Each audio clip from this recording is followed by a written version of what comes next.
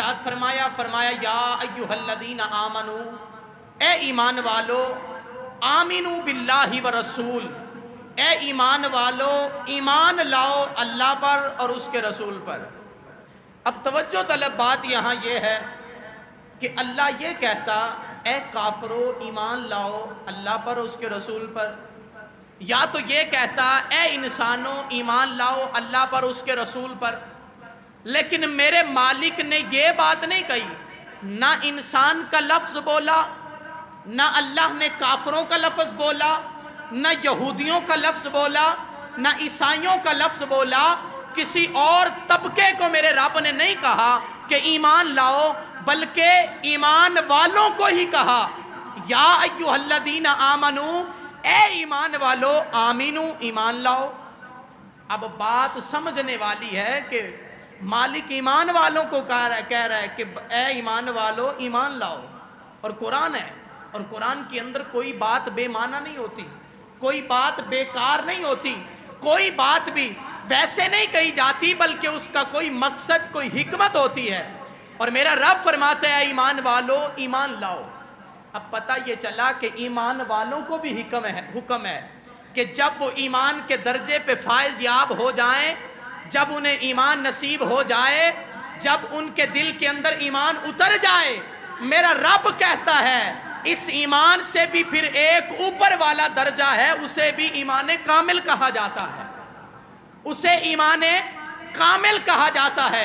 میرا رب فرماتا ہے اکیلا کلمہ پڑھنے سے بات نہیں بنے گی، کلمہ پڑھنے سے مسلمان تو ہو جائے گا، لیکن ایمان اس سے اوپر والے درجے کا نام ہے۔ اب ہر بندہ اپنے آپ کو مومن کہتا ہے، ہم سنی الحمدللہ اپنے آپ کو مومن کہتے ہیں اور ہمارا یقین بھی ہے، اور دوسرے طبقات بھی اپنے آپ کو مومن کہتے ہیں۔ آج میں یہ بات آپ کے سامنے قرآن و حدیث کی روشنی کے اندر نکھار کے رکھنا چاہتا ہوں، اور فیصلہ آپ پہ چھوڑوں گا کہ ایمان والا ہے کون۔ قرآن کیا کہتا ہے، قرآن کس کو ایمان والا کہتا ہے، اور مصطفیٰ کس کو ایمان والا کہتے ہیں۔ اور الحمدللہ ہم اس بات پہ دعویٰ رکھتے ہیں کہ اللہ نے ہم سنیوں کو ایمان نصیب کیا ہے۔ خالق لم یزل نے قرآن پاک کے اندر ارشاد فرمایا یا ایھا الذین آمنو، اے ایمان والو آمنو باللہ ورسول، اے ایمان والو ایمان لاؤ اللہ اور اس کے رسول پر، اللہ اور اس کے رسول پر۔ اور یہاں توجہ طلب بات ہے کہ ایمان ہے کس چیز کا نام؟ کیا علم کا نام ایمان ہے، یا عمل کا نام، یعنی نماز روزہ حج زکوٰۃ ان چیزوں کا نام ایمان ہے، یا علم کا نام ایمان ہے؟ تو پہلے علم کی بات کر لیتے ہیں۔ اللہ رب العزت فرماتا ہے لوگو علم کا نام ایمان نہیں ہے، علم کا نام ایمان نہیں ہے۔ کوئی لاکھ ڈگریاں حاصل کر لے، کوئی اپنے آپ کو ڈاکٹر پی ایچ ڈی یا جو مرضی کہلوا لے، اس کے پاس ڈگریوں کے ڈھیر ہوں، فرمایا پھر بھی وہ ایمان والا نہیں ہو سکتا، پھر بھی وہ ایمان والا نہیں ہو سکتا۔ بولے ذرا، ایمان والا نہیں ہو سکتا۔ ایمان کی شرط کیا ہے؟ سائنسدان چاند تک پہنچ گئے، آسمان کے قرب و جوار میں پہنچ گئے، لیکن پھر بھی وہ ایمان کے قریب ترین والا بھی درجہ نہ پا سکے، ایمان کے قرب کا درجہ نہ پا سکے۔ پتہ یہ چلا کہ علم جتنا بھی ہو جائے ایمان نہیں نصیب ہوگا جب تک ایمان کی وہ کسوٹی پہ پورا نہیں اترے گا۔ علم جتنا بھی ہو جائے اسے ایمان والا نہیں کہا جائے گا۔ اب میں یہاں ایک بات بڑی دلچسپ عرض کرنا چاہتا ہوں کہ جب اللہ رب العزت نے جناب آدم علیہ نبینا صلاۃ والسلام کو بنایا، اور جناب آدم کو بنانے کے بعد میرے رب نے حکم دیا اے ابلیس آ کے میرے آدم کو سجدہ کر، میرے آدم کو، بات آپ نے سنی ہوئی ہے، میں بات کو دہرانا نہیں چاہتا، بس وہ نقطہ عرض کرنا چاہتا ہوں جو مجھے موضوع کے متعلق ہے۔ رب نے فرمایا اے ابلیس، اس وقت تک یہ جو ابلیس ہے یہ ابلیس ہی تھا، اس پہ لعنت نہیں برسی تھی۔ میرے مالک نے فرمایا ابلیس میرے آدم کو سجدہ کر، اور ساتھ ہی فرشتوں کو حکم دیا فرشتوں میرے آدم کو سجدہ کرو۔ اب فرشتے تو فوراً سجدے میں گر گئے، اور ابلیس کیا کہتا ہے؟ کہتا ہے یہ بنا ہے مٹی کا، میں بنا ہوں آگ کا، मट्टी नीचे होती है, आग ऊपर होती है। मट्टी हमेशा पस्ती की तरफ जाती है, नीचे की तरफ जाती है, और आग हमेशा ऊपर की तरफ जाती है। आग के शोले ऊपर की तरफ जाते हैं, लिहाजा मैं आग से बना हूं, ये मट्टी से बना है। मैं बड़ा हो के छोटे को कैसे सजदा कर लूं, कैसे ताजीम कर लूं? मैं तो नहीं करूंगा। अब यहां तवज्जो तलब बात यह है कि पता फरिश्तों को भी था कि आदम मट्टी का बना है, पता फरिश्तों को भी था कि आदम मट्टी का बना है। इल्म फरिश्तों को भी था कि आदम मट्टी का बना है और मट्टी हमेशा नीचीली होती है।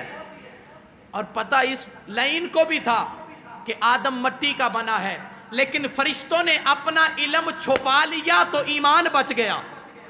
फरिश्तों ने अपना इल्म छुपा लिया तो ईमान बच गया। इसने अपने इल्म के बलबोते पे, अपने इल्म के तकब्बुर पे, अपने इल्म पे फख्र करते हुए कहता है मैं जानता हूं ये मट्टी का है, मेरा इल्म है ये मट्टी का है। अल्लाह ने फरमाया तेरा इल्म है ना, तूने अपने इल्म के बलबोते पे मेरे आदम को सजदा नहीं किया, तो जा मैं तुझे बेईमान कहता हूं, तुझे अर्रजीम कहता हूं, तुझे लानती कहता हूं, कयामत तक तुझ पे लानत बरसेगी। अब यहां बड़ी तवज्जो तलब बात है कि कभी कभी ऐसा भी होता है जब यार का हुक्म हो ना, जब यार का हुक्म हो, और हर मोमिन का ईमान भी यह है कि मेरा यार खुदा है, मेरा मालिक खुदा है, मेरा दोस्त खुदा है, मेरी तो खुदा से लगी है। हर ईमान वाला ये कहता है। अब तवज्जो तलब बात यह है कि जब यार का हुक्म हो ना, फिर अपने इल्मों पे मान नहीं करना चाहिए, फिर अपने इल्मों पे मान नहीं करना चाहिए।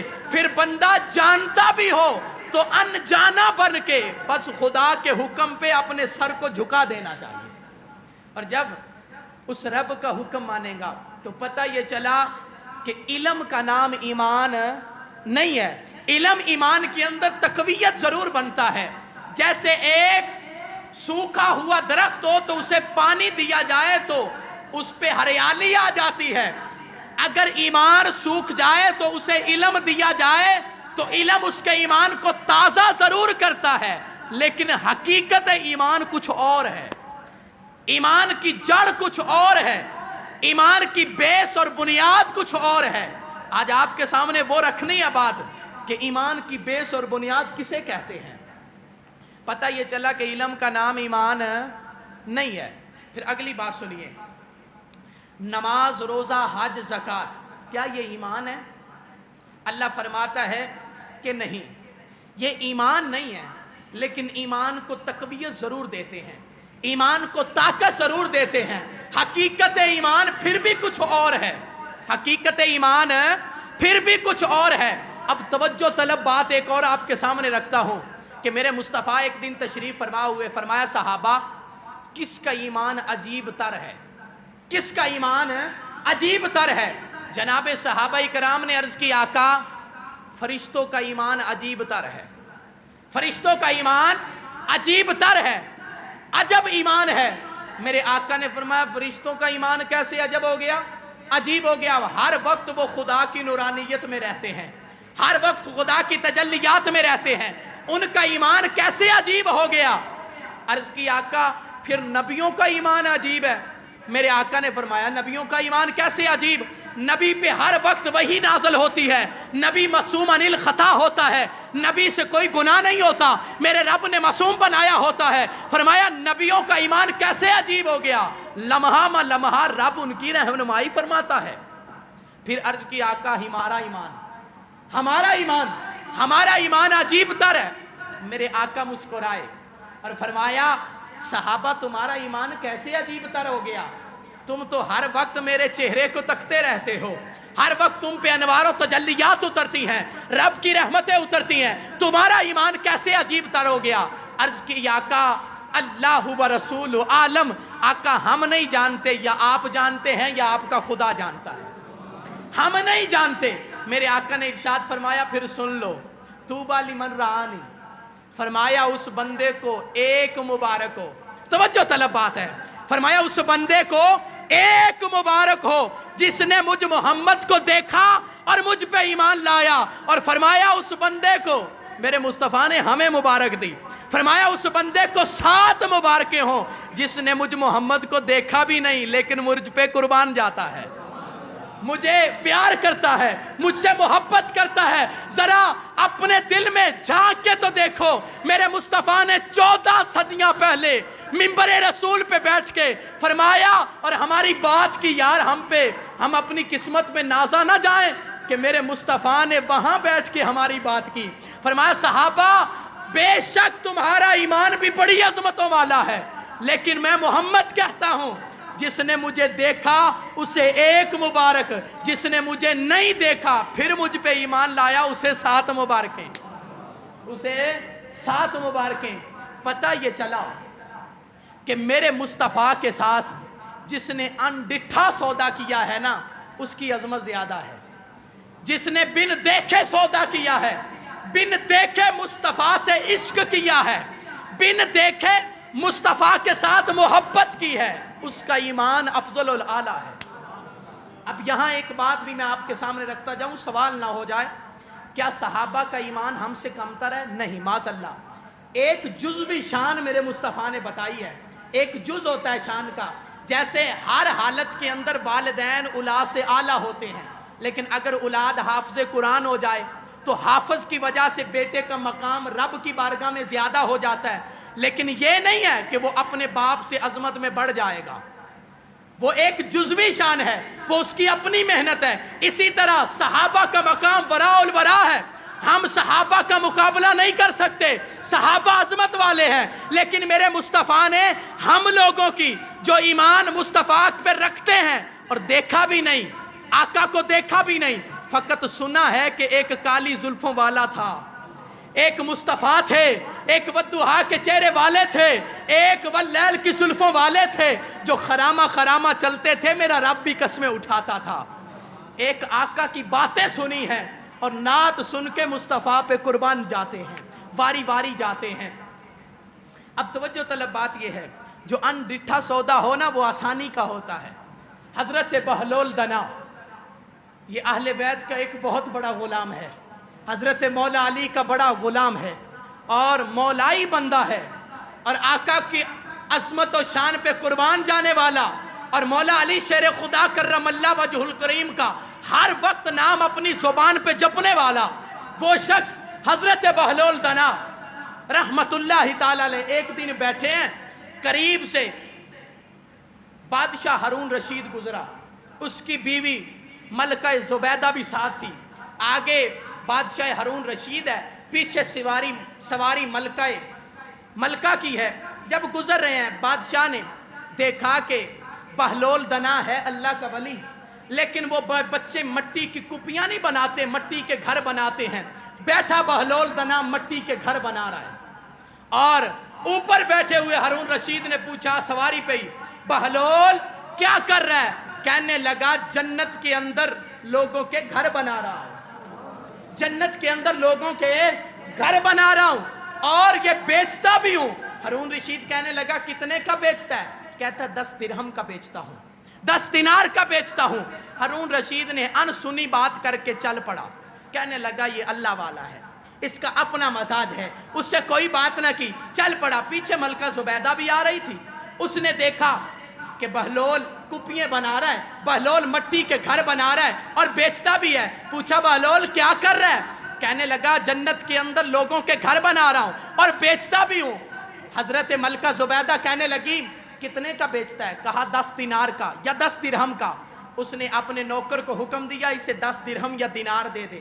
کہا بہلول اب میرا جنت میں گھر ہو گیا؟ کہا ہاں یہ گھر جو ہے نا یہ تیرا ہے۔ جب اتنی بات کی دونوں بادشاہ اور اس کی ملکہ واپس پلٹے، اور جب واپس پلٹے رات کا وقت ہے، سوتے ہیں، سوئے ادھر ہارون رشید کو خواب آیا کہ جنت سجی ہوئی ہے اور جنت کے اندر ایک مکان ہے، محل ہے، محل کے دروازے پہ لکھا ہوا ہے ھذا بیت الملکۃ الزبیدہ، یہ جو گھر ہے یہ ملکہ زبیدہ کا ہے۔ اب ہارون رشید اٹھا اور اٹھ کے اس دروازے کی طرف جاتا ہے، جب اس گھر کی طرف پلٹا آگے ہاتھ بڑھایا تو جنت کے دربان نے ہاتھ پیچھے کر دیا۔ جب پیچھے کیا کہتا ہے کہ یہ میری ملکہ، میری خاتون کا، میری بیوی کا گھر ہے، مجھے جانے دیجئے۔ انہوں نے کہا یہ اسی کا گھر ہے، تیرا اس کے اندر حصہ ہی کوئی نہیں، تیرا اس کے اندر حصہ ہی کوئی نہیں، یہ ملکہ زبیدہ کا گھر ہے۔ اب اٹھا، صبح کے وقت نوکروں کو تیار کیا، اسی طرح قافلہ چل پڑا۔ دیکھا کہ جناب ہارون رشید گزر رہے ہیں اور حضرت بہلول دنا پھر گھر بنا رہے ہیں۔ ہارون رشید پوچھتا ہے بتا تو صحیح کیا کر رہا ہے؟ کہنے لگا جنت کے اندر گھر بنا رہا ہوں۔ کہا بیچتا ہے؟ ہاں بیچتا ہوں۔ کتنے کا؟ کہا آدھی بادشاہی لگے گی، آدھی بادشاہی لگے گی۔ جب ہارون رشید نے یہ بات سنی پریشان، پسینے چھوٹ گئے، کہنے لگا کل تو 10 درہم میں بیچتا تھا، آج آدھی بادشاہی؟ کہا کل انڈٹھا سودا تھا، کل تو دیکھ کے نہیں آیا تھا، ملکہ زبیدہ نے اندیکھا سودا کیا تھا تو قیمت کم تھی، قیمت تھوڑی تھی، آج تو دیکھ کے آیا بیٹھا ہے رات کو، آج اس کی قیمت زیادہ ہے۔ بس بیعنے ہی اسی طرح بلا تشبیہ و بلا مثال عرض کرتا ہوں، میرے مصطفیٰ نے فرمایا جس نے مجھے دیکھا اور مجھ پہ ایمان لایا اسے 1 مبارک، جس نے مجھے نہیں دیکھا اور مجھ پہ ایمان لایا اسے 7 مبارک۔ اب 2 حدیثیں آپ کے سامنے رکھتا ہوں کہ حقیقت ایمان کیا ہے۔ میرے آقا کریم علیہ السلام کے پیارے غلاموں، حقیقت ایمان یہ ہے کہ ایک صحابی رسول تھے، آخر وہ بھی انسان تھے۔ حدیث کی کتب کے اندر آتا ہے کہ میرے مصطفیٰ کریم علیہ السلام، اس سے پہلے ایک اور بات عرض کروں، آقا غلہ تقسیم کر رہے تھے۔ حضرت عمر رضی اللہ تعالیٰ عنہ کا یہ طریقہ کار تھا کہ جب بھی مصطفیٰ منبر پہ تشریف فرما ہوتے تو آپ میرے آقا کے پیچھے کھڑے ہوتے، تلوار لے کے میرے آقا کے پیچھے کھڑے ہوتے۔ میرے آقا مسجد کے اندر بیٹھے کچھ تقسیم کر رہے ہیں، کھجوریں غلہ تقسیم کیے جا رہے ہیں۔ ایک بندہ آیا جو بڑی نمازیں پڑھتا تھا، بڑے روزے رکھتا تھا، حج کرتا تھا، زکوٰۃ دیتا تھا، سبھی اعمال کرتا تھا، لیکن توجہ طلب بات ہے، جب اس نے میرے آقا کریم علیہ السلام کے سامنے سوال دراز کیا، ہاتھ دراز کیا، میرے آقا نے اسے کھجوریں دی۔ میرے آقا کسی کو کھجوریں زیادہ دے رہے تھے، کسی کو کھجوریں تھوڑی دے رہے تھے، کسی کو زیادہ دے رہے تھے، کسی کو تھوڑی کھجوریں دے رہے تھے۔ اب وہ جب میرے آقا نے اسے دی نا تو وہ میرے آقا کو پشت کر کے چل پڑا اور کہنے لگا محمد عدل کر، استغفر اللہ، آقا کو کہنے لگا اے محمد عدل کر، انصاف کر۔ جب وہ بندہ آیا نا میرے آقا کریم علیہ السلام کو یہ بات کہنے لگا کہ اے محمد عدل کر، ادھر جناب عمر نے تلوار کھینچی، جناب عمر نے تلوار کھینچی نیام سے، عرض کی آقا اگر آپ کی اجازت ہو تو میں اس کا سر قلم نہ کر دوں۔ اس نے آپ کو کہا کہ عدل کر، انصاف کر، آپ کے صدقے تو سارے جہان میں عدل اور انصاف بانٹا جا رہا ہے۔ میرے آقا نے فرمایا عمر نہیں، اسے قتل نہیں کرنا، بلکہ سن لے، اس کی نشانیاں دیکھ لے، اس کی نشانیاں دیکھ لے۔ عرض کی آقا فرمائیں، میرے آقا نے فرمایا عمر سن لے، اس کی نسل میں سے ایک قوم آئے گی جو نمازیں تو بڑی پڑھے گی، روزے تو بڑے رکھے گی، حج تو بڑے کرے گی، زکوٰۃ تو بڑے دے گی، تبلیغ تو بڑی کرے گی، فرمایا لوگوں کو لے کے مسجد میں تو بڑا آئے گی، لیکن فرمایا سن لے عمر، ایمان ان کے گلے سے نیچے بھی نہیں جائے گا، وہ بے ایمان ہوں گے۔ اب جو بندہ مسجد میں آئے وہ ایمان والا ہی ہے نا، لیکن میرے آقا فرماتے ہیں کہ ان کا ایمان گلے سے نیچے بھی نہیں جائے گا۔ اب یہاں توجہ طلب بات ہے، ایک طرف بندہ دیکھو اس نے نماز بھی پڑھی، روزے بھی رکھے، حج بھی کیا، زکوٰۃ بھی دی، اور لوگوں کو تبلیغ بھی کی، لوگوں کو مسجد میں بھی لے کے آتا رہا، لیکن پھر بھی میرے مصطفیٰ فرماتے ہیں، فرمایا اس کا ایمان ایسے ہے جیسے تیر سے کمان نکل جاتا ہے، کمان سے تیر نکل جاتا ہے، فرمایا اسی طرح ان سے ایسے ایمان خارج ہو جاتا ہے، اور فرمایا اللہ انہیں قیامت والے دن اٹھا کے جہنم میں پھینک دے گا۔ اب دوسری طرف بات یہ ہے، میرے آقا کریم علیہ السلام کے ایک صحابی ہیں جنہوں نے جو اکثر شراب پی لیتے تھے، صحابی رسول ہیں، لیکن وہ کیونکہ کفر کے اندر جتنے بھی لوگ رہتے تھے وہ اکثر اوقات کفر میں تو شراب حلال تھی، وہ تو شراب پیتے تھے جیسے پانی پیا جاتا ہے، اب ایمان لائے تو عادت نہیں چھوٹ رہی تھی۔ میرے مصطفیٰ نے کئی دفعہ حد بھی جاری کی، اور جو بندہ شراب پیتا ہے اس کی سزا ہے اسے 80 کوڑے مارے جائیں، اس کی سزا ہے دنیا کے اندر 80 کوڑے اسے مارے جائیں۔ اکثر اوقات وہ مصطفیٰ کی بارگاہ میں آتا تو صحابہ فرماتے آقا یہ شراب پیتا ہے، میرے آقا نے اسے کوڑے مارے، اور جب کوڑے مارے نا وہ بندہ جانے لگا، میرے آقا اٹھ کے اپنے حجرہ انور کے اندر تشریف لے گئے۔ بڑی توجہ طلب بات ہے، صحابہ آپس کے اندر باتیں کرنے لگ پڑے، یار کتنا بدبخت شخص ہے کہ مصطفیٰ روکتے بھی ہیں پھر بھی نہیں رکتا، مصطفیٰ حد بھی جاری کرتے ہیں پھر بھی نہیں روکتا۔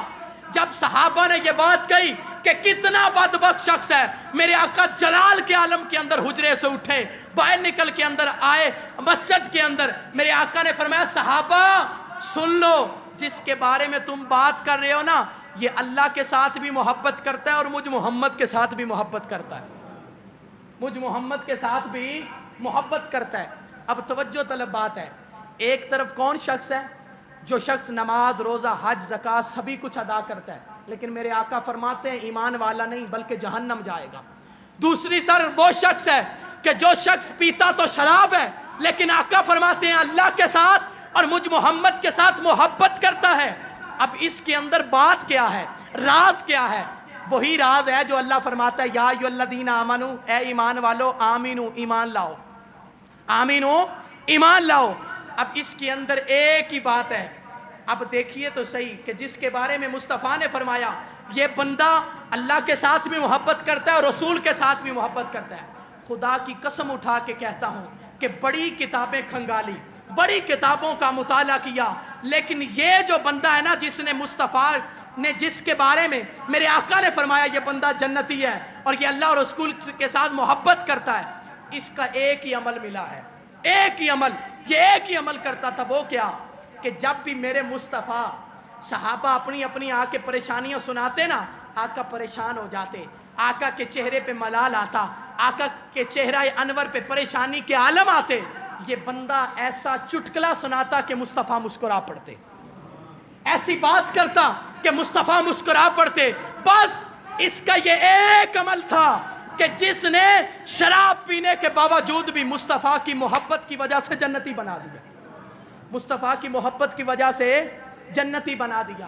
آپ نے ایسے لوگ بھی دیکھے ہوں گے جو خود تو پریشان ہوتے ہیں لیکن لوگوں کو ہنساتے پھرتے رہتے ہیں، لوگوں کو ہنسی مذاق مہیا کرتے ہیں، لوگوں کو مسکراہٹیں دیتے ہیں، ایسے لوگ بھی ہماری محفلوں میں ہوتے ہیں، لیکن اس کی وجہ کیا ہوتی ہے؟ جو بندہ کسی دوسرے کو ہنساتا ہے نا اسے اس کے ساتھ محبت ہوتی ہے، محبت ہوتی ہے۔ اس وجہ سے مصطفیٰ نے فرمایا یہ جو صحابی پیتا چاہے شراب ہے لیکن مجھ آقا سے محبت تو کرتا ہے نا۔ بس ایمان ایک ہی چیز کا نام ہے، ایمان ایک ہی کسوٹی کا نام ہے، وہ میرے آقا کی محبت ہے۔ جس نے مصطفیٰ کے ساتھ محبت کی وہ ایمان والا ہے، جس نے لاکھوں نمازیں بھی پڑھی مصطفیٰ کے ساتھ محبت نہ کی تو وہ بے ایمان ہے۔ بس کسوٹی ایک ہی ہے کہ جس نے مصطفیٰ کے ساتھ محبت کی وہی جنت جائے گا۔ اور توجہ طلب بات یہ ہے، اس کے بارے میں ایک اور بات ملتی ہے، آخری بات عرض کر کے اپنی گفتگو سمیٹتا ہوں۔ میرے آقا کریم علیہ السلام کے یہی صحابی حضرت نعمان ان کا نام ہے، جس کو میرے مصطفیٰ نے فرمایا یہ جنتی ہے، یہ اللہ کے ساتھ اس کے رسول کے ساتھ محبت کرتا ہے۔ ان کا عمل کیا تھا کہ بازار کے اندر کبھی کوئی پھل آتا نا تو یہ بازار میں چلے جاتے، موسم تبدیل ہوتا پھل نئے آتے، چلے جاتے جا کے پھل لیتے اور اسے پیسے تو ہوتے نہیں تھے پاس، اسے کہتے تیرے ساتھ ادھار کرتا ہوں کل دوں گا، پھل لے آتے اور مصطفیٰ کی بارگاہ میں پیش کرتے، عرض کرتے آقا آپ تناول فرمائیے کھائیے۔ جب میرے آقا وہ پھل کھا لیتے، جب صبح بازار میں دوبارہ جاتے بندہ پیسے مانگتا نا دکاندار، اس کا ہاتھ پکڑتے اور مصطفیٰ کی بارگاہ میں لے آتے، کہتے میں نے تو پھل کھایا ہی نہیں تھا، آقا نے کھایا تھا، پیسے بھی ان سے لے لے۔ میرے آقا فرماتے تو نے پیسے نہیں دیے؟ عرض کی آقا غریب ہوں کیا کروں، میرے پاس تو کچھ ہے ہی نہیں، پلے ہی ککھ نہیں ہے آقا، لیکن میری محبت یہ کہتی ہے بازار میں جو بھی نیا پھل آئے میرے آقا ہی کھائیں، میرے آقا ہی تناول فرمائیں۔ آقا مجھے آپ سے محبت جو ہے بس اسی محبت کی وجہ سے میرے آقا نے فرمایا یہ اللہ کے ساتھ بھی محبت کرتا ہے اور اس کے رسول کے ساتھ بھی محبت کرتا ہے۔ دعا ہے اللہ رب العزت ہمیں عمل کی توفیق عطا فرمائے اور